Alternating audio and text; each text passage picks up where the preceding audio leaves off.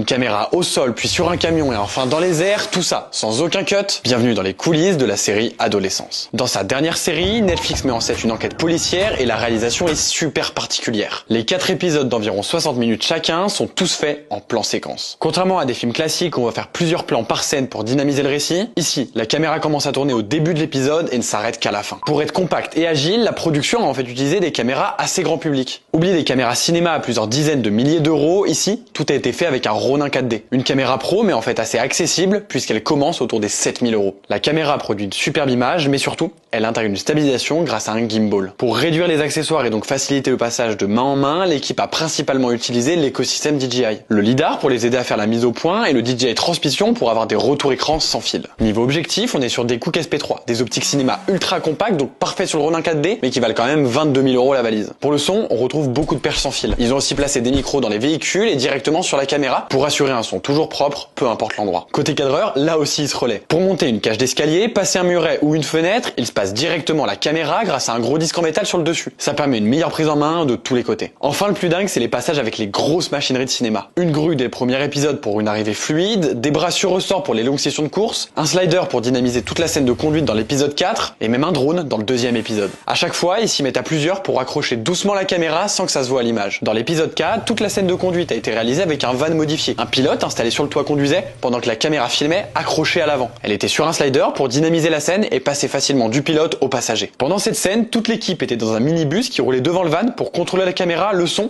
mais aussi le fameux slider à distance. Dès l'épisode 2, ils ont utilisé un drone pour accélérer le récit et passer de l'école à la scène de crime. Là aussi, ils ont accroché la caméra au drone, fait le plan, décroché la caméra et tout ça sans jamais arrêter de filmer. Comme pour The Creator dont j'avais déjà parlé, c'est vraiment intéressant de voir ce genre de caméra compacte et grand public arriver dans des grosses productions pour leur facilité d'utilisation.